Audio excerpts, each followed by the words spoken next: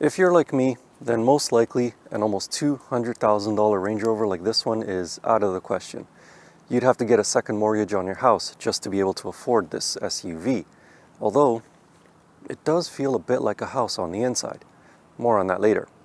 But let's pretend for the next 12 to 18 minutes that we just won the lottery. Yay! So, is this one of the best luxury SUVs you can get? Or should you go for the Alpina XB7? Or maybe the Mercedes Maybach GLS? Let's go for a drive and find out.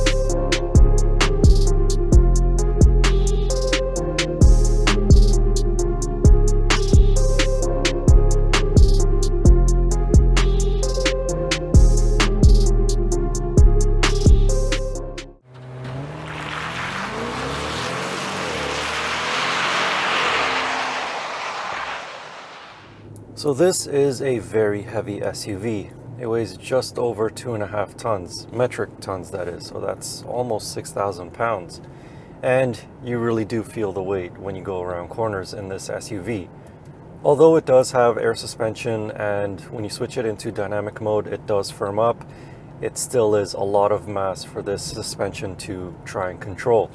So the body leans through corners, it nosedives under heavy braking, and it pitches under hard acceleration. However, it doesn't feel like as though you're completely disconnected from the car. It actually does keep its composure around corners. Mind you, if you want a sporty driving Range Rover, then obviously go for the Range Rover Sport, as it's aptly named. However, getting this much mass to move in a straight line at least is actually pretty easy. Gone is the 5-liter supercharged V8, and in its place is a twin-turbocharged 4.4-liter V8 from BMW. It's the same engine that is found in the X5 M50i or the M550i and a bunch of other V8 M performance BMWs. So it produces 523 horsepower and 553 pound-feet of torque. And it is quick. The only problem is you don't really hear it all that much because the interior cabin is so well insulated. It's a pretty good sounding V8, but again, it's just a shame that you can't really hear it. And if you were expecting it to be more fuel efficient than the older 5-liter V8, sorry to disappoint you. This first edition is rated for 15.1 liters per 100 kilometers in a city and 11.1 liters per 100 kilometers on a highway. That's actually worse fuel economy than the old supercharged V8. Worse still, in the real world, you'll probably be averaging closer to 16 liters per 100 kilometers if you stick mainly to city driving, as I did during my time with the SUV. However, if the fuel economy is a concern to you, then perhaps the mild hybrid or the plug-in hybrid variants are the ones you should consider instead. But at least this powertrain feels nice and refined. The transmission shifts are really smooth. It's an 8-speed automatic, by the way. However, if you decide to use the paddle shifters on a steering wheel, there is just a slight delay. It's not an M Range Rover after all. In fact, there's nothing really much sporty about this Range Rover. Again, if you do want a sporty Range Rover, then go for the Range Rover Sport. This Range Rover is all about luxury and comfort, as well as off-roading. But I'll be honest with you, I didn't go off-roading with this big SUV because I didn't feel comfortable driving a $200,000 SUV on a narrow trail. Can you imagine what it would cost to buff out the paint scratches from tree branches hitting it? However, if you do find yourself off the beaten path, this Range Rover does have the terrain response program with multiple off-road options, a locking center and rear differential, and air suspension that raises the SUV to allow for up to 11.6 inches of ground clearance. You can also drive through 35.4 inches of water if you feel brave enough were this your SUV.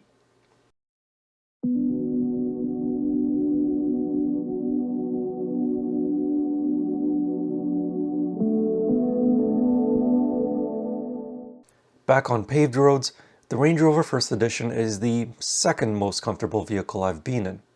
The reason why I say that is because at slow speeds, the shunts of the tires hitting moderately sized potholes are quite easily felt through your back and bum. Whereas in the Mercedes-Benz S-Class that I drove early last year, it did not feel quite as harsh at slow speeds. It's not a huge difference between the two cars, but it is noticeable. On highways, however, the ride is magnificent. This Range Rover is easily as good or better than the Mercedes S-Class. This is also a quiet SUV, which is a little bit unfortunate because the engine sounds pretty good. But it's hard to hear when you push down on the throttle pedal.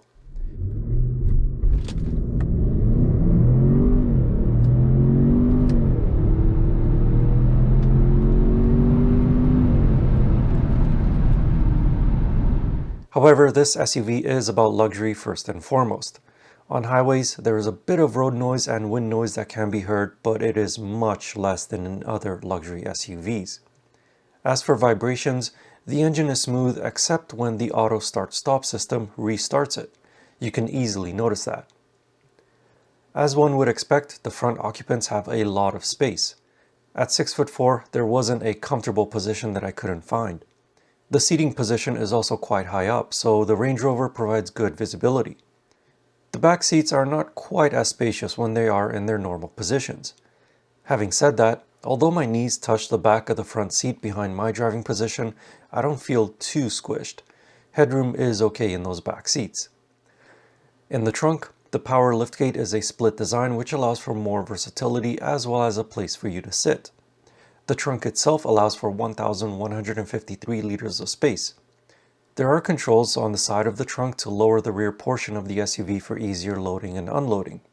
There are also controls to fold down the rear seats, which will allow for 2,203 liters of cargo space. A few things to note: if the rear seats hit the front seats or the entertainment screens, they'll automatically return to the upright position, forcing you to move the front seats forward and try again. Secondly, when folded, the rear seats have quite an incline, but at least they do fold down.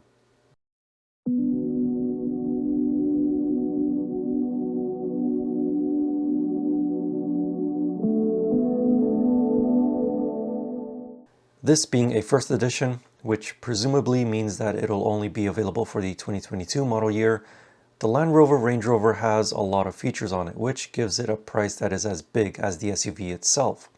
It starts at $182,000 Canadian, with this demo vehicle costing $197,120 Canadian.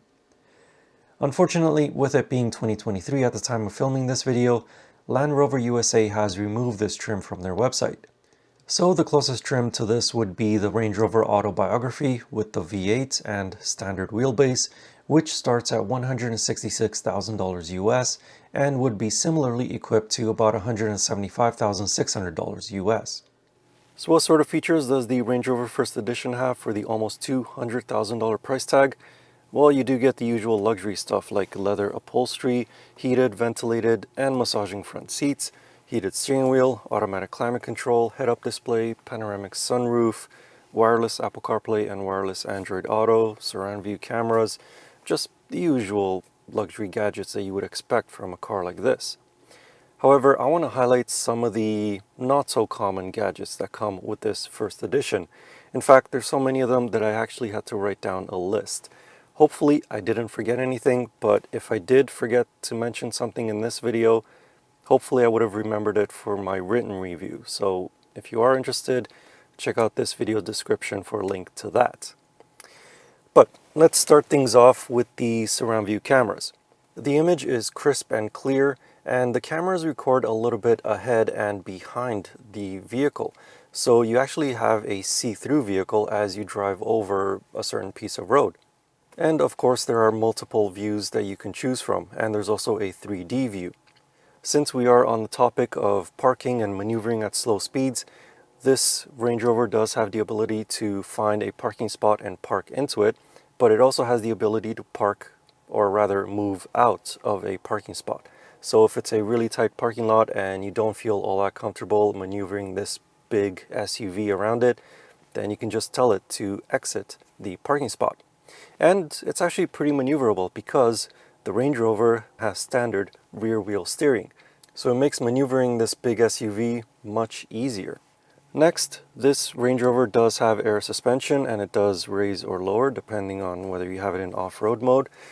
And you can set through the infotainment system to automatically lower when you park and you open a door. However, if you do not have that feature selected for whatever reason, there's a little quick button right here on the driver's side door that you can press and the car automatically lowers, making it easier to get in and out. There's also a rear camera mirror, so you can just flip up the rear view mirror on the inside and you get an unobstructed view of the back. Also on the center console, you get a little fridge right in here, so you can keep your sparkly bubbly in there. But don't drink and drive. The bubbly is for the VIP in the back, and we'll get to the back in just a sec. Another cool feature are the vents, and of course you can move them left and right or up and down, although you have to do it manually. But if you don't want air to flow through a certain vent, then you can go through the infotainment system and turn off each individual vent, or just turn down the amount of air that flows through them. Now, I did mention earlier that the seats are heated, but the armrests are also heated. And through the infotainment system, you can control almost every aspect of the seat movement. So you can change the cushion, the side bolsters, the lumbar, the shoulders, and the headrest. But you can't actually change how far forward or how far to recline the backrest. That's done through the door controls right here. However, what you can change through the infotainment system is the back seats to have them in their fully reclined position. So you just select which seat you want. I'm just going to select the VIP one and hit fully recline. And it's a lovely ballet of the seats moving as the front seat moves forward and the back seat extends along with the footrests. And also, as I said earlier, these seats are massaging, and it is one of the best massage features that I've ever experienced. You have 5 different massage types that you can choose from, also the massage direction and the intensity of each massage. You even have a hot stones option. Very cool. And that's about it for the front. Quite a few gadgets. So now let's go sit in the back. In the back, it is right here that you want to be sitting in. As I demonstrated earlier, the front seat moves forward and this one gets into its fully reclined position. However, because this particular Range Rover is the standard wheelbase, it feels a little bit tight, especially with the footrest down for my tall 6'4" height. However, with the footrest up, I feel a little bit more comfortable. But there is a long wheelbase version of this SUV. These outer back seats are power operated and you have multiple adjustments, so the same types as the front seats, and they are also heated, ventilated, and massaging, and they have the same massaging options as the front seats do. All of the controls for the back are right here on the center console touchscreen. It's not detachable like how it is in the Mercedes-Benz S-Class, but you can adjust different things like the rear screens. You can turn them on or off, adjust the brightness. They do have HDMI inputs as well as satellite navigation, so you can preview your route.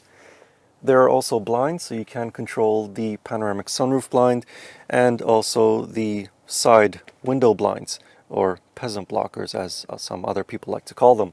In the center console, you also get a little mirror so you can check your hair, make sure it's not messy, but mine always is. And your HDMI inputs as well as a couple of USB ports are in there, and you can watch movies on the entertainment screens.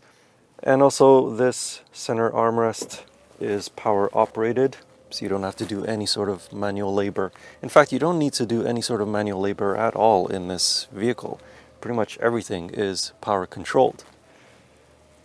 And that's about it for the back seats. Hopefully I didn't forget anything, but if I did, again, hopefully I would have written it down in my more detailed written review of this Range Rover First Edition. And again, you can check out that review in the video description.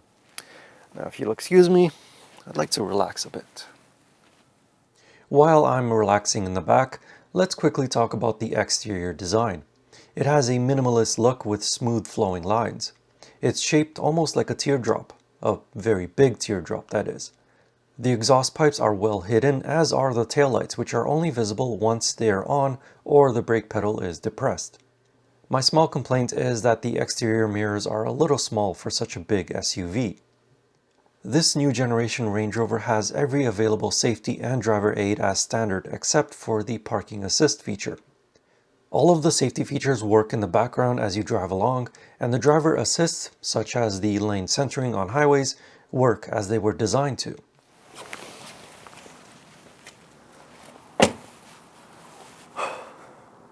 I don't know what else to say about this Range Rover First Edition. It's an absolutely fantastic SUV. One of the most luxurious vehicles that I've ever been in. It's just too bad I can't afford one. Anyway, as I said earlier in the video, if you'd like to know more about this Range Rover First Edition, I wrote a more detailed review of it over on my website. You can find that link in the video description or click on the pop-up banner right up here. And as always, I will see you in the next car or truck or most likely another SUV. Although it probably won't be one as luxurious and as expensive as this one. Although, who knows? Maybe. Anyway, thank you for watching. Please like and subscribe, and I'll see you in the next video.